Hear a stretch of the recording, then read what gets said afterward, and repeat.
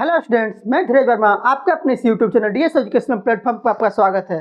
Students, अब board की तैयारी शुरू करने का समय आ गया है। पिछली बार हम बोर्ड की तैयारी करा रहे थे, लेकिन वो समय लास्ट का था। अंतिम दौर में जब हम लोग तैयारी कराते हैं तो उसका परिणाम उतना बेहतर नहीं आ पाता है, लेकिन फिर भी मैंने जितना भी तैयारी कराया उसका परिणाम बेहतर रहा, उसका रिजल्ट बेहतर आया था बच्चों का, और अच्छा रिस्पॉन्स भी आया था, जिसका आप कमेंट सेक्शन में देख सकते हैं। बच्चों ने बताया भी था कि सर आपसे मैंने जितना पढ़ा वो एग्जाम में आया था। इस बार बच्चों का डिमांड है कि हिंदी का सिलेबस को शुरू किया जाए। हमने सोचा ठीक है, चलो शुरू करते हैं। तो अभी से अगर हम शुरू करते हैं तो अपने सिलेबस को कंप्लीट भी कर सकते हैं, और बाद में मॉक टेस्ट, टेस्ट सीरीज वगैरह सारा कुछ का व्यवस्था हम कर सकते हैं, और आप इसका उपयोग भी कर सकते हैं। ठीक है। हिंदी के सिलेबस में मुख्य होता है व्याकरण, और व्याकरण में सबसे मुख्य होता है संज्ञा, क्योंकि संज्ञा से ही शुरुआत करते हैं सभी लोग व्याकरण का। पता है क्यों? क्योंकि देखिए, संज्ञा में क्या होता है कि दुनिया में जो भी चीजें हैं, जो भी वस्तुएं हैं, सबका एक स्पेशल नाम है। जैसे मेरा ही नाम, मेरा नाम धीरज वर्मा है, आपका कोई और नाम होगा, दूसरे लड़के किसी और का कोई और नाम होगा। तो मतलब दुनिया में जो भी चीजें हैं उसका कुछ ना तो कुछ नाम है ना। इसीलिए चैप्टर का शुरुआत हम संज्ञा से ही करते हैं, ताकि हम वस्तुओं को वर्गीकरण करना सीख लें, वस्तुओं को बांटना सीख लें, और हमें कोई भी प्रकार की दिक्कत नहीं हो। ठीक है। तो चलिए इस चैप्टर की शुरुआत करते हैं संज्ञा से। संज्ञा किसे कहते हैं? संज्ञा तो आपने बचपन से ही पढ़ा होगा कि किसी व्यक्ति, वस्तु, स्थान आदि के नाम को संज्ञा कहते हैं। देखिए, ये तो डेफिनेशन तो बचपन से ही पढ़ा है। इसको सबसे सिंपल पे करना होगा अगर आपको, तो आप लिख सकते हैं कि नाम को ही संज्ञा कहते हैं। 100 बात की सीधी बात, नाम को ही संज्ञा कहते हैं। ठीक है। चलिए इसका डेफिनेशन लिखते हैं। नाम को ही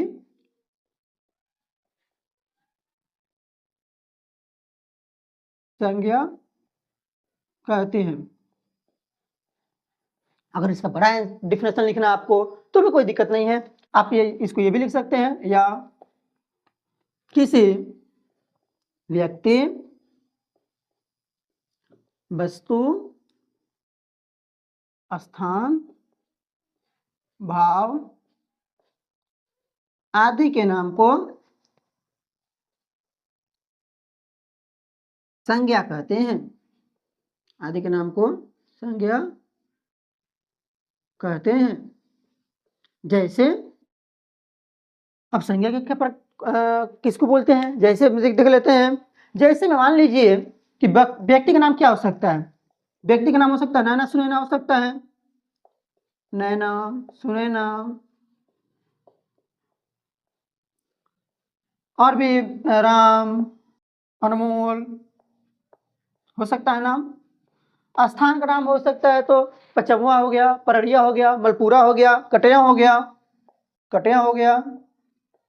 भाव जैसे प्रेम, दुख हो गया ना। वो कोई वस्तु का नाम हो गया, जैसे कि बेंच, कुर्सी, ये सब क्या होंगे? ये सब संज्ञा के अंतर्गत आएंगे। अब देखिए, आपने बचपन से ही संज्ञा के अगर भेद की बात की जाए तो अपने संज्ञा के भेद को 5 प्रकार से पढ़ा होगा। व्यक्तिवाचक, जातिवाचक, समूहवाचक, भाववाचक और द्रव्यवाचक।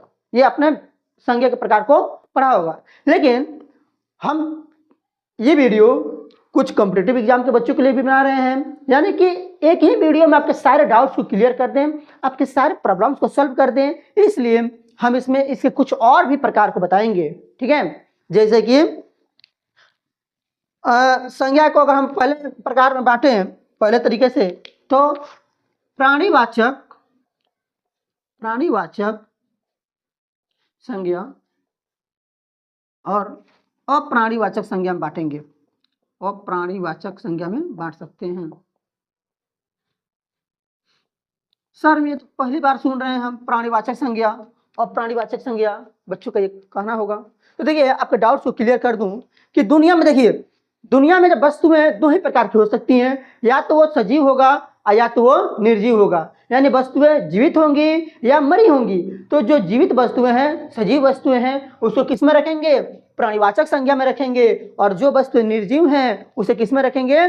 उसको अप्राणीवाचक संज्ञा में रखेंगे। जैसे सजीव क्या होता है? सजीव जैसे होते हैं गाय, भैंस, राम, श्याम, ये सब क्या है? ये सजीव वस्तुएं हैं। ये सब प्राणीवाचक संज्ञा में आएंगे। अब प्राणीवाचक संज्ञा में जैसे पेट्रोल हो गया, इसमें जान प्राण होता है क्या? नहीं होता है ना। कुर्सी हो गया, पेन हो गया, ये सब निर्जीव वस्तुएं हैं। तो ये किस में आएंगे? अप्राणीवाचक संज्ञा में आएंगे। इसका और भी दूसरे तरीके से हम इसको बांट सकते हैं संज्ञा को, कि गणनीय और अगणनीय संज्ञा। यानी कि वस्तुओं को या तो हम गिन सकते हैं या तो साफ नहीं गिन सकते हैं। हो सकता है या तो उसको हम गिन सकते हैं या उसको नहीं गिन सकते हैं। ओके, तो दूसरा इसका प्रकार हो सकता है बांटने का तरीका, कि या तो वस्तु क्या होगा? गणनीय होगा, गणनीय संज्ञा, या अगणनीय संज्ञा, अगणनीय संज्ञा। देखिए, गणनीय संज्ञा क्या होगा? यानी जिसको हम गिन सकते हैं। जैसे आम रखा हुआ इतना, तो उसको आम को गिन सकते हैं नहीं गिन सकते हैं? गिन सकते हैं। कुछ गाय देख रहे हैं आप तो उसको गिन सकते हैं, कुछ कुत्ते को देख रहे हैं आप तो उसको गिन सकते हैं, कुछ आदमी को देख सकते हैं उनको गिन सकते हैं। गिन सकते हैं ना। तो दुनिया का जो चीजें हैं जिसको हम गिन सकते हैं उसको क्या बोलेंगे? गणनीय संज्ञा बोलेंगे। जैसे मान लीजिए कुत्ता हो गया, गाय हो गई, जैसे आम हो गया, सेब हो गया, ये सब क्या हो गया? ये सब गणनीय में आएंगे, गणनीय संज्ञा में आएंगे। और अगणनीय में जैसे हो गया पेट्रोल, इसको गिन सकते हैं क्या? दुख को गिन सकते हैं, कितना दुख है, कितना सुख है, इसको गिन सकते हैं? नहीं गिन सकते हैं। ये सब किस में आएंगे? अगणनीय संज्ञा में आएंगे। पानी हो गया, इसको नहीं गिन सकते हैं ना, ये सब अगणनीय संज्ञा में आएंगे। अब देखिए, वस्तुओं को इसके बाद भी और प्रकार से बांटा जा सकता है। व्युत्पत्ति के आधार पर बांटा जा सकता है वस्तुओं को, कि वस्तुओं की उत्पत्ति कहाँ से हुई है। ठीक है, संज्ञा की उत्पत्ति कहाँ से हुई है। ठीक है, तो व्युत्पत्ति के आधार पे संज्ञा के क्या प्रकार होते हैं उसको हम लिखते हैं। चलिए इसको आप स्क्रीनशॉट ले लीजिए ताकि आपको नोट्स बनाने में सहूलियत हो और दिक्कत ना हो। चलिए स्क्रीनशॉट ले लीजिए। आई होप आप स्क्रीनशॉट ले लिए होंगे। अब इसको हम इरेज करते हैं।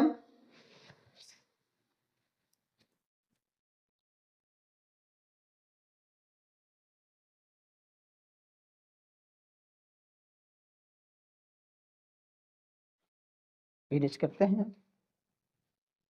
ओके, देखिए मैंने आपको बताया कि व्युत्पत्ति के आधार पर संज्ञा के प्रकार। हाँ, तो लिखिए व्युत्पत्ति के आधार पर संज्ञा के प्रकार, संज्ञा के प्रकार। व्युत्पत्ति बोल सकते हैं, उत्पत्ति बोल सकते हैं, कुछ भी बोल सकते हैं इसको। ठीक है, इतना घबराने की इसकी जरूरत नहीं है। अब इस संज्ञा के प्रकार में 3 प्रकार होते हैं। रूढ़ होता है, यौगिक होता है और योगरूढ़ संज्ञा होता है। क्या होता है? रूढ़ संज्ञा, रूढ़ संज्ञा, ठीक है, यौगिक संज्ञा और योगरूढ़। ठीक है, पहले रूढ़ संज्ञा पढ़ लेते हैं। देखिए, रूढ़ संख्या वैसी संज्ञा है, वैसी संज्ञा शब्द जिसको अगर हम खंड खंड करते हैं तो उसके अलग अलग खंडों का कोई अर्थ नहीं होता है। उसके अलग अलग खंडों का कोई अर्थ नहीं होता है। वो संज्ञा क्या कहलाते हैं? वो संज्ञा रूढ़ संज्ञा कहलाते हैं। जिसका डिफिनेशन लिखते हैं हम लोग कि वैसा संज्ञा शब्द, वैसा संज्ञा शब्द जिसका खंड करने पर, जिसका खंड करने पर, जिसका खंड करने पर उसके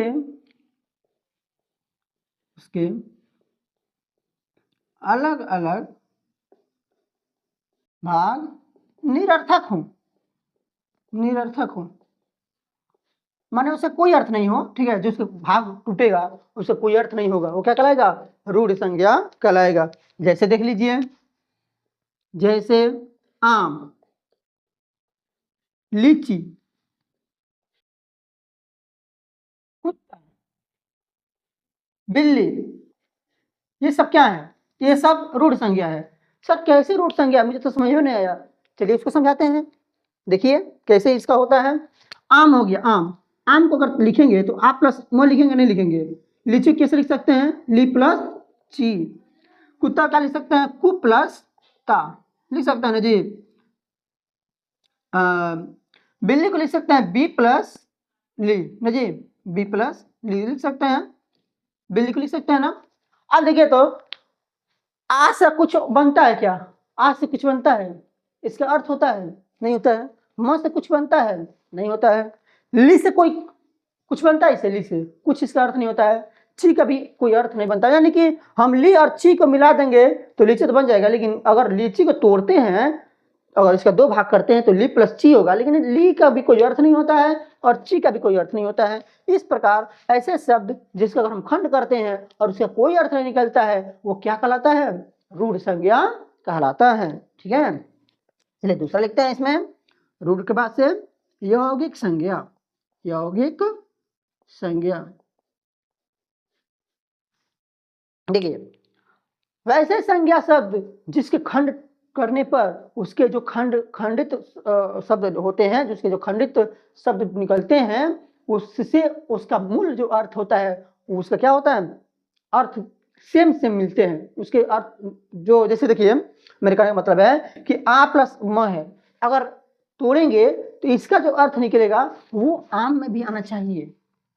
वैसे शब्द यौगिक शब्द कहते हैं। इसका डेफिनेशन लिख देंगे कि वैसे संज्ञा शब्द, वैसा संज्ञा शब्द, वैसे संज्ञा शब्द जिसका खंड करने पर, जिसका खंड करने पर खंडित शब्दों से जो शब्द बनता है, ठीक है, खंडित शब्दों, खंड करने पर, खंडित शब्दों को मिलाने पर मूल शब्द से कोई परिवर्तन नहीं होता है। मूल शब्द से क्या होता है, कोई परिवर्तन नहीं हो जी, कोई परिवर्तन न हो, वो क्या कहलाएंगे, वो यौगिक संज्ञा कहलाते हैं। जैसे जैसे देखिए, जैसे क्या होगा, जैसे हो गया पाठशाला, पाठशाला, विद्यालय, रसोई घर, रसोई घर, नहान घर, शौचालय, ये सब क्या होंगे, ये सब यौगिक शब्द होंगे। सर कैसे, यौगिक मतलब होता है जोड़ कर बनाया हुआ। यौगिक का मतलब ही होता है कि मतलब दो शब्दों से मिलकर बनता है, दो चीजों से मिलकर बनता है। दो शब्दों को मिलाते हैं तो एक नया शब्द की उत्पत्ति होती है ना, यौगिक यही होता है ना। जैसे देखिए तो पाठशाला कैसे बना हुआ है, पाठ प्लस शाला से बना है, यानी कि वैसे जगह जहाँ पे पढ़ाई होती है क्या कहलाता है, पाठशाला कहलाता है। विद्यालय में क्या होता है, विद्या प्लस आलय, विद्या प्लस आलय, मतलब वैसा जगह जहाँ पे विद्या दी जाती है वो क्या कहलाता है, विद्यालय होता है। रसोई घर, इसको तोड़ेंगे तो क्या होगा, रसोई प्लस घर होगा ना, रसोई प्लस घर, यानी वैसे घर जहाँ पे रसोई बनाई जाती है वो क्या कहलाता है, रसोई घर कहलाता है। वैसे घर जहाँ पे नहान की जाती है, जहाँ पर नहाया जाता है, नहान घर होता है। ऐसे ही इसको हम मतलब जब खंडित करेंगे तो इसको मिलाएंगे तो जो इसका नया शब्द बनेगा वो मूल शब्द से कोई अलग नहीं हो रहा है। देख रहे हैं ना आप कि जब खंडित कर रहे हैं तो पाठ प्लस शाला हो रहा है। अब इसका जो अर्थ आता है तो पाठशाला होता है, जो कि मूल शब्द से भिन्न नहीं है। लेकिन जो इसका तीसरा भाग होता है उसका नाम है योग रूढ़। इसका तीसरा भाग क्या है, योग रूढ़ है, योग रूढ़, योग रूढ़ संज्ञा।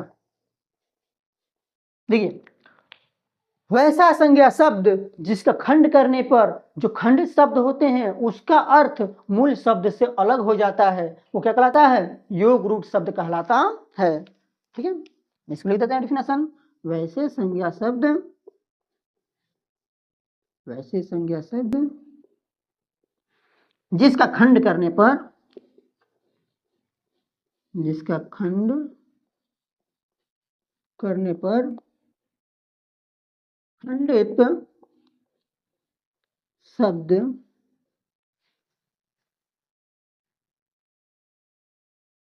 का अर्थ मूल शब्द से भिन्न हो, मूल शब्द से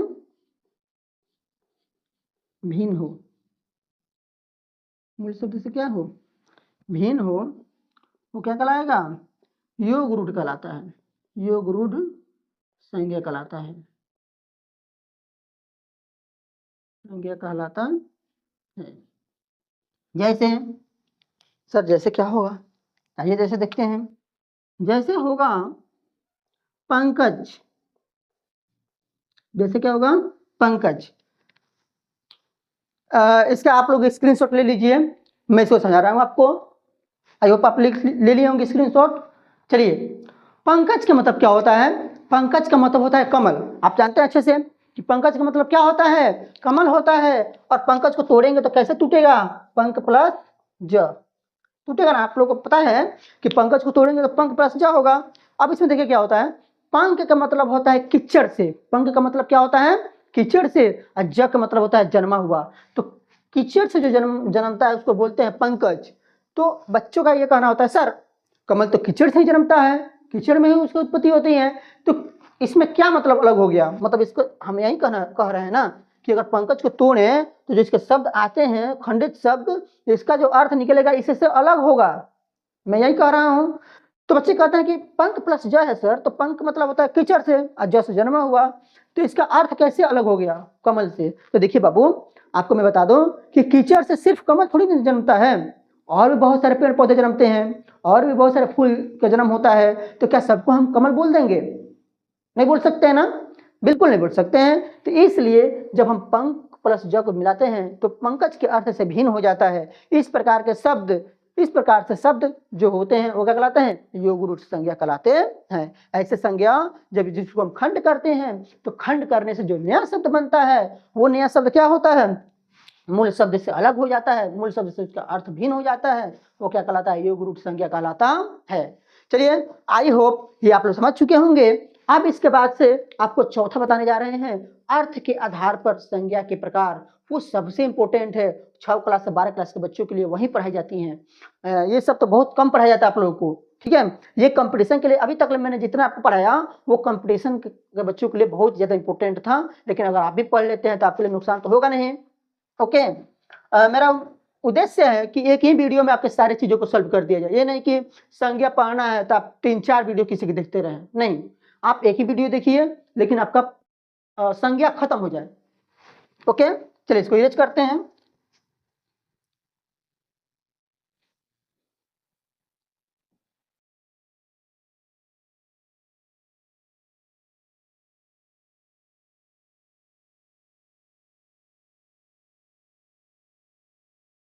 देखिए, मैंने बताया आपको कि अर्थ के आधार पर, व्युत्पत्ति तो नहीं रहेगा, अब रहेगा अर्थ।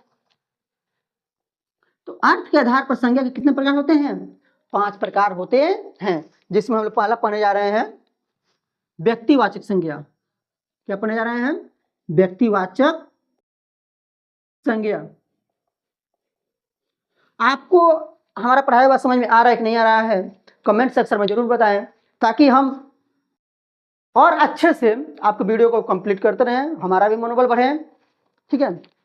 व्यक्तिवाचक संज्ञा, देखिए व्यक्तिवाचक संज्ञा किसे कहते हैं, तो किसी खास व्यक्ति या वस्तु के स्थान के नाम को व्यक्तिवाचक संज्ञा कहते हैं। मतलब एक प्रॉपर नाम होना चाहिए, उस चीज का खास नाम होना चाहिए जिससे उसकी पहचान होती हो, वो क्या कहलाएगा, व्यक्तिवाचक संज्ञा कहलाएगा। हिंदी में अगर बात करते हैं, हिंदी शब्दों में, तो सबसे अधिक जो संज्ञा शब्द हैं वो व्यक्तिवाचक संज्ञा आते हैं। सबसे अधिक अगर हिंदी में संज्ञा की बात की जाए तो व्यक्तिवाचक संज्ञा ही होता है, ठीक है ना।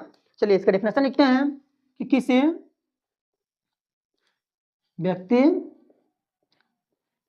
वस्तु, स्थान के खास नाम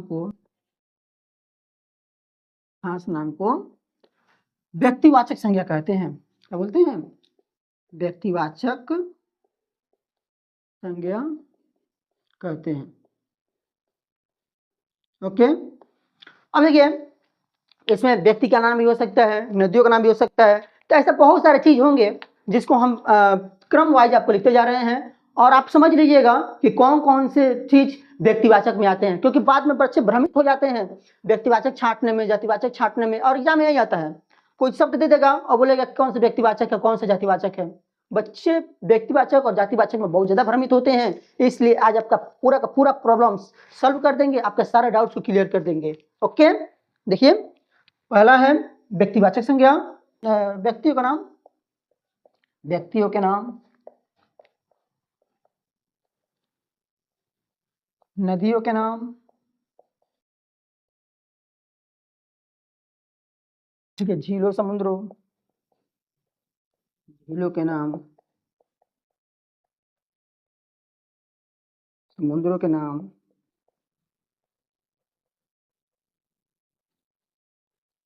झीलों के नाम, समुद्रों के नाम, पहाड़ों के नाम, पहाड़ों के नाम, गांवों के नाम, गांव शहर का नाम, ठीक है ना जी। देशों के नाम, देशों के नाम, महादेशों के नाम,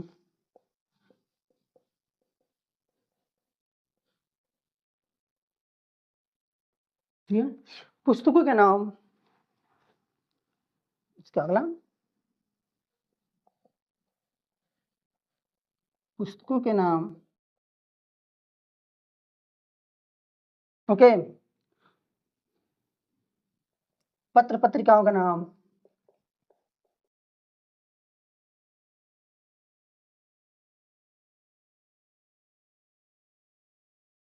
पत्र पत्रिकाओं का नाम, ग्रह नक्षत्रों का नाम,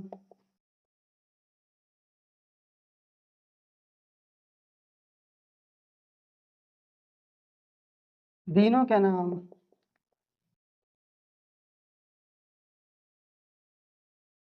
महीनों के नाम,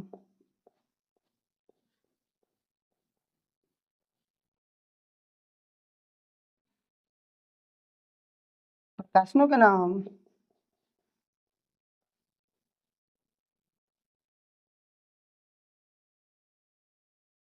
प्रश्न के नाम, ये सब किसमें आएंगे, सड़कों दुकानों का नाम,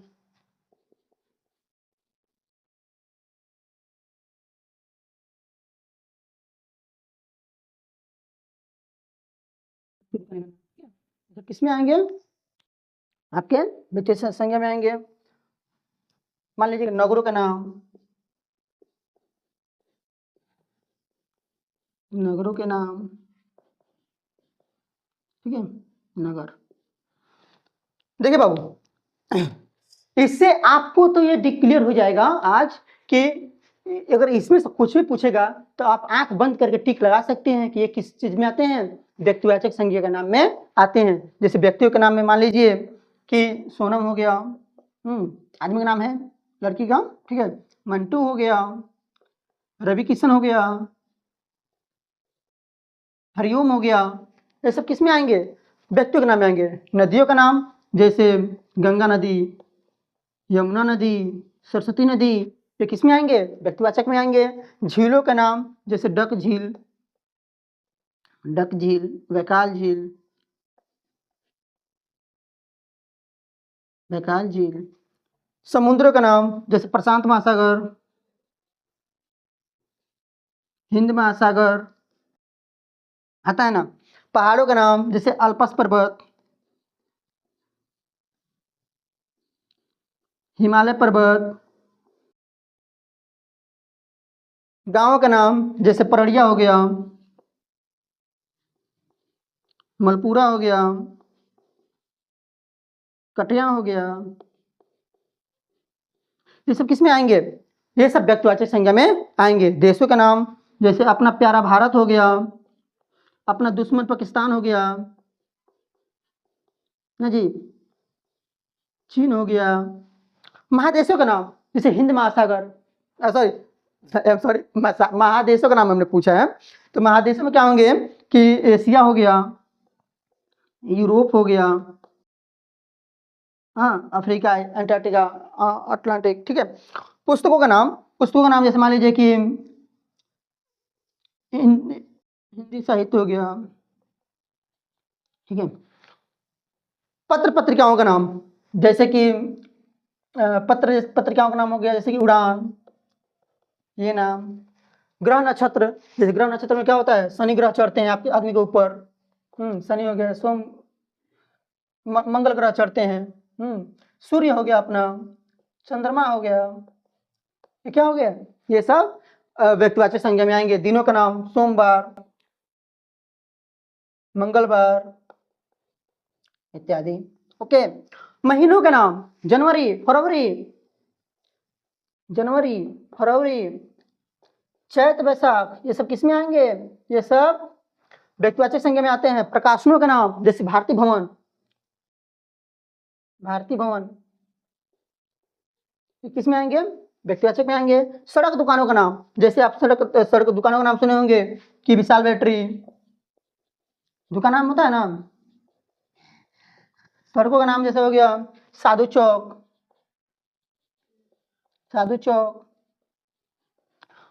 नगरों का नाम, जैसे बनकटा, फाजिल नगर, गोरखपुर,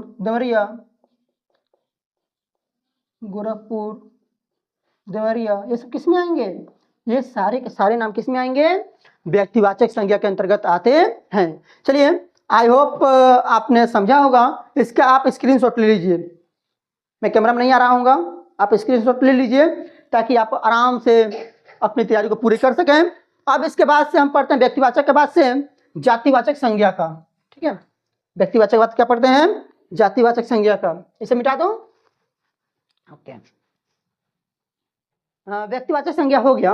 अब हमें पढ़ना है जातिवाचक संज्ञा का। ठीक है, तो जातिवाचक संज्ञा किसे कहते हैं, आइए हम जातिवाचक संज्ञा को पढ़ते हैं। इसका हेडिंग डालते हैं, जातिवाचक संज्ञा।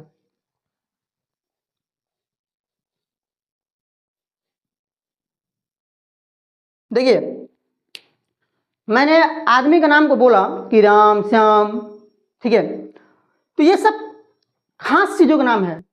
लेकिन जब इनके पूरे ग्रुप की बात की जाती है, जैसे कि हम सभी क्या हैं, मनुष्य है ना, तो हम सब किस में आएंगे, मनुष्य की श्रेणी में आएंगे। तो ये मनुष्य जो होता है वो जाति का बोध कराता है। जैसे कि गाय, जितने गाय है सब, उनका कोई स्पेशल नाम थोड़ी ना होता है, नहीं होता है। जहाँ पे भी देखते हैं गाय को, कुत्ता को, ठीक है, हम समझ जाते हैं कि गाय है या कुत्ता है। तो ऐसे जो चीजें हैं वो जातिवाचक संज्ञा में आती हैं। ओके, चलिए जातिवाचक संज्ञा को लिखते हैं हम कि ऐसे संज्ञा शब्द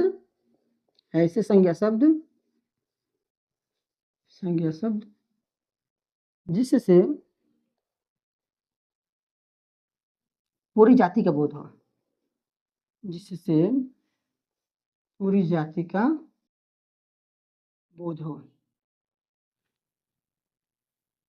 क्या कहलाता है, जातिवाचक संज्ञा कहलाता है। जैसे क्या हो जाएगा, गाय हो गया, एक हम लोग पैंट पहनते हैं, पैंट हो गया, ठीक है। और बहुत सारे खाने वाला चीज हो गए, सेब, संतरा, ये सब किस में आएंगे, ये सब जातिवाचक संज्ञा में आएंगे। चलिए, जातिवाचक संज्ञा के अंतर्गत क्या क्या चीजें आती हैं उसको थोड़ा देख लेते हैं। तो पशु पक्षियों के नाम, फल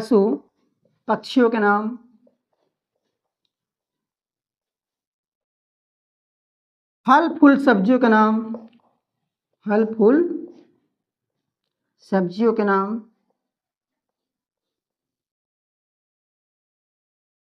अन्न मसालों के नाम, अन्न मसाले, मिठाई, अन्न मसाले, मिठाई का नाम।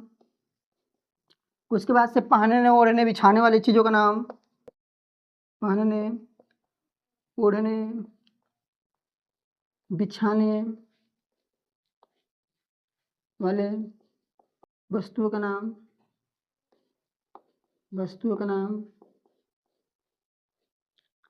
संबंधियों के नाम, पद प्रतिष्ठा का नाम, पद प्रतिष्ठा का नाम, ठीक है। जो किसी चीज पे पद पर रहते हैं, पदाधिकारी पर रहते हैं, या लिख सकते हैं पदाधिकारी।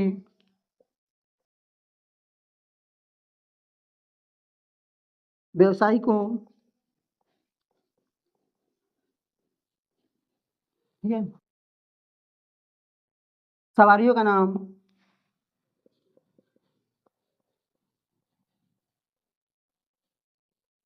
सवारियों के नाम, ठीक है। विभिन्न सामग्रियों का नाम भी और होते हैं, विभिन्न सामग्रियों का नाम, विभिन्न सामग्रियों के नाम। जैसे देखिए पशु पक्षियों के नाम में क्या हो गया कि पशु में जैसे हो गया गाय बैल, गाय बैल। पक्षियों में गौरैया, तोता, कोयल, ये सब किस में आएंगे? जातिवाचक संज्ञा में आएंगे। इससे पूरी जाति का बोध होता है। फल फूल में जैसे मान लीजिए सेब हो गया, ठीक है, ये अपना गुलाब का फूल हो गया, ऐसे जितने दुनिया के सारे फल फूलों का नाम किस में आएंगे? जातिवाचक में आएंगे। दुनिया के सारे अन्न मसाले मिठाई के नाम किस में आएंगे? जातिवाचक में आएंगे। जैसे चावल हो गया, रसगुल्ला हो गया ना, जलेबी हो गया। पहनने ओढ़ने बिछाने का नाम, पहनने का जैसे कि हम पहने जैकेट तो जैकेट का नाम, ओढ़ने का जैसे कि बिछाना, बिछावन, ठीक है, टोपी। ओके। संबंधियों का नाम जैसे कि भाई बहन, भाई बहन, चाचा, मौसा मौसी। ओके, ये सब किस में आएंगे? ये सब जातिवाचक संज्ञा में आते हैं। ओके। पद पदाधिकारियों का नाम जैसे कि बीडीओ होता है ना, बीडीओ, जिलाधिकारी, जिलाधिकारी, जिलाधिकारी, शिक्षक, छात्र, ये सब किस में आएंगे? ये सब जातिवाचक संज्ञा में आते हैं। सवारियों का नाम जैसे मान लीजिए रेल हो गया, ट्रेन हो गया,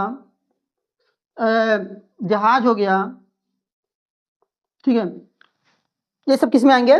जातिवाचक में आएंगे। विभिन्न सामग्रियों का नाम जैसे कि बेंच, मेज, कुर्सी, ठीक है, ये सब किस में आएंगे? ये सब जातिवाचक संज्ञा में आते हैं। आई होप आप सभी समझ गए होंगे इसको। चलिए इसका आप स्क्रीनशॉट ले लीजिए ताकि आपको लिखने में सहूलियत हो। अब मैं इसके तीसरे भेद को बताने जा रहा हूँ, तीसरे प्रकार को बताने जा रहा हूँ। ओके, इसका तीसरा प्रकार है समूहवाचक संज्ञा। इसका तीसरा प्रकार क्या है? समूहवाचक संज्ञा। इसको लिख लेते हैं।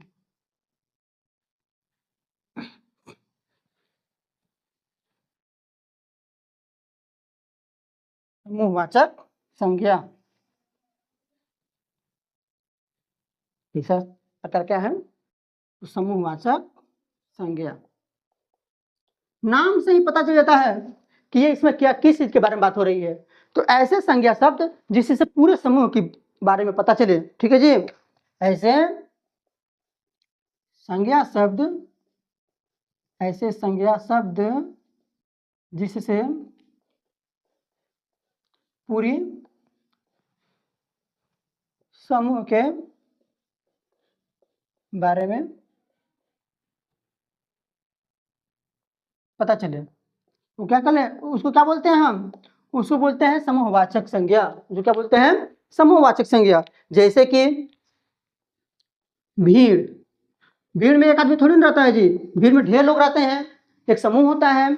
जैसे परिवार, परिवार में एक लोग नहीं रहते हैं, ज्यादा लोग रहते हैं। सेना, कोई संगठन, कोई बाजार, मेला, ये सब क्या है? ये समूहों का नाम है। तो जहां पे समूह रहेंगे वो सब उसको क्या बोलेंगे? समूहवाचक संज्ञा बोलते हैं। समूहवाचक के बाद से आता है चौथा भाववाचक संज्ञा, सॉरी, चलिए द्रव्यवाचक पढ़ लेते हैं। द्रव्यवाचक संज्ञा, उसके बाद हम क्या पढ़ेंगे? भाववाचक संज्ञा के बारे में पढ़ेंगे। तो द्रव्यवाचक संज्ञा किसे कहते हैं? कि ऐसे संज्ञा शब्द जिससे किसी धातु या द्रव्य का बोध हो। ऐसे संज्ञा शब्द, ऐसे संज्ञा शब्द जिससे किसी धातु या, जैसे किसी धातु या द्रव्य का बोध हो, द्रव्य का बुधो क्या कहलाता है? द्रव्यवाचक संज्ञा कहलाता है। द्रव्यवाचक संज्ञा कहलाता है। देखिए इसके एग्जाम्पल क्या होते हैं, जैसे देखिए धातु में क्या हो जाएगा, सोना चांदी हो जाता है। सोना चांदी किस में आते हैं? द्रव्यवाचक संज्ञा में आते हैं। जैसे सोना चांदी, द्रव्य में हो जाएगा पानी, डीजल पेट्रोल इत्यादि। ठीक है माय डियर स्टूडेंट्स, आप लोग को एक बात देना चाहता हूं कि जो चीजें धातु होती हैं या द्रव्य होती हैं वो तो द्रव्यवाचक संज्ञा में आते हैं, लेकिन ध्यान दीजिएगा, लेकिन इसमें क्या होता है कि जब इन द्रव्यवाचक संज्ञा से एक नए पदार्थ का निर्माण होता है, एक दूसरे पदार्थ का निर्माण होता है, तो वो संज्ञा सीधे किसमें चली जाती है? जातिवाचक संज्ञा में चली जाती है। जैसे मान लीजिए कि सोना है, ठीक है, तो सोना में देखिएगा कि जब तक ये सोना है तब तक धातु में है, ठीक है, तो तक इसमें है ये सॉरी हाँ, जब तक है वो द्रव्यवाचक में, सोना जब तक है तब तक द्रव्यवाचक में है। लेकिन क्या होता है कि सोना से अगर हम बना देते हैं कान में का, नाक में का झाली बना देते हैं, ठीक है, झुमका बना देते हैं, तो वो सब चीज पहनने के काम में आता है ना, वो चीजें किस में चली जाती हैं? जातिवाचक संज्ञा में चली जाती हैं। चांदी हो गया, चांदी से पायल बन जाएगा, तो पायल का नाम किस में जाएगा? जातिवाचक संज्ञा में जाएगा। ओके चलिए अगला पढ़ते हैं भाववाचक संज्ञा। भाववाचक संज्ञा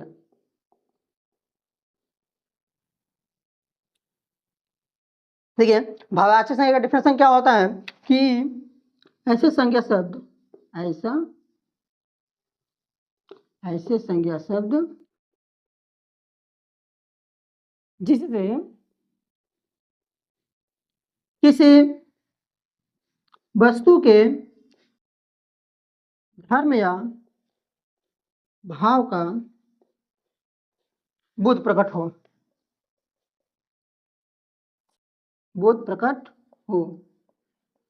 ठीक है। जैसे देखिए मेरे कहने का मतलब क्या है कि हम दुख सुख जो होता है, ठीक है, दुख हो गया, सुख हो गया, मित्रता हो गया, शत्रुता हो गया, ये सब किस में आएंगे? भाववाचक संज्ञा के अंतर्गत आते हैं। भाववाचक संज्ञा में इसके कुछ गुण होते हैं, उसको भी मैं लिखा रहा हूँ, ठीक है। इसको तब तक आप स्क्रीनशॉट ले लीजिए और इसको क्या करते हैं? इरेज करते हैं हम। ओके स्टॉप करिए।